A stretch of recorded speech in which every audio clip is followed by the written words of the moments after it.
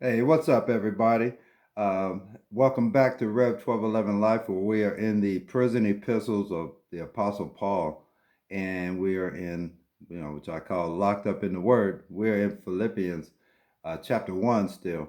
And when we left off, we were talking about how Paul was in prison, and he was talking about how even in chains, the gospel was even to be able to be furthered. He was actually even getting prison guards saved, and the gospel and being in prison didn't stop him.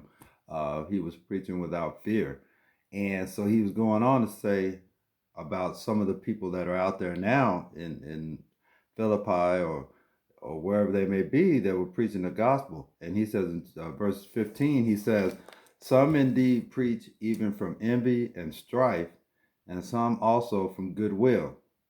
The former preach Christ from selfish ambition, not sincerely, supposing to add affliction to my chains, but the latter out of love, knowing that I am appointed for the defense of the gospel. What then? Only that in every way, whether in pretense or in truth, Christ is preached. And in this I rejoice. Yes, I will rejoice." So, what he's talking about here is there were people that were against him, and they were going to preach a gospel that was diluted, a gospel that added works, a gospel that just made him look anything to make him look bad. And there were also those that were in some sort of competition with him to kind of discredit who he was and what he was about. And he's saying that the others, though, they're preaching and teaching the gospel and speaking the gospel in truth and in love for others to have salvation and freedom. So, and we'll find that today going on the same way. And there are people out here now that are preaching the gospel out of goodwill, great theology, telling you the truth of who Jesus is without anything added or anything taken away from it. But you also have those that are in strife against each other. And as Christians, we find we do that too. We're brothers in Christ. However, we find ourselves bickering over things that don't matter, almost like we're trying to one up each other in Christ and in the gospel. And the gospel should be able to stand upon its own self without us competing about it or anything like that. And he's also talking about selfish ambition. They're not sincere.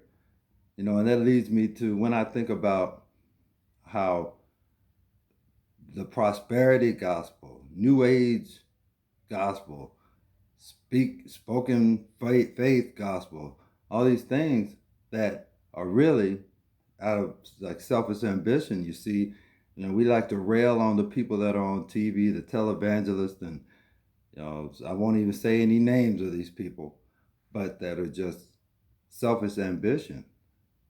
And when they talk about things like prosperity gospel and things like that, as if God is his will is for everyone to have wealth. Everyone is supposed to have all the worldly things that's provided in this world. And that's not the gospel at all. So when you hear somebody telling you that God's telling you you're supposed to have this, you're supposed to have that, think about that. Because there's people in this country, and particularly across the world, who are born poor, gonna live poor, and gonna die poor. So where's the hope for the people that are in those conditions? There is none if that's what the promise is from God, and they're never gonna see that in their lives. But that's not what Jesus came to give us. He came to give us freedom. He came to give us salvation, not any of the other things that prosperity gospel or anybody else talks about. So be very careful with that, because what they'll do is put the blame on you as though you have no faith. You don't have enough faith if you don't have these things. And there's more people in third world countries that have more faith than us because that's all they have to depend upon is Jesus Christ. So to tell them they have little faith because they have not is ridiculous. But anyway, that's an entirely different message. But so as we rail upon these people and we identify who they are, we spend a lot of time railing on them and their ministries and how false prophets they are and all that. But I'll tell you, Paul is telling us it's okay. Because if they're speaking Jesus, if they're talking about, at least Jesus is being spoken about. And it's up to people. God can move in all that too.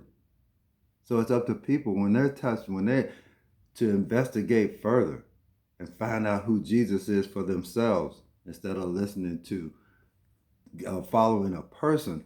Find out who Jesus is. That's what Paul is saying. He says it's okay if they're going around with selfish ambition, insincere about the gospel, any of that. Doesn't matter. It's okay because Christ is being spoken. So let's not get caught up when we identify people like that are just false gospels and things like that. You move on with what God's got for you. Don't get caught up because Satan will like nothing more than you get caught up in that and miss your purpose God has for your life. So keep that in mind. And he's just saying, and at the very end, he's just saying, I will rejoice. Yes, I will rejoice. So I'll leave you with that. I encourage you today to rejoice today, despite what you're seeing and despite what people do. Rejoice in the Lord at all times. And guys, take care. Glad I had a chance to kind of talk about that, vent a little bit, I guess. But take care. God bless you, and I'll see you soon, Lord willing.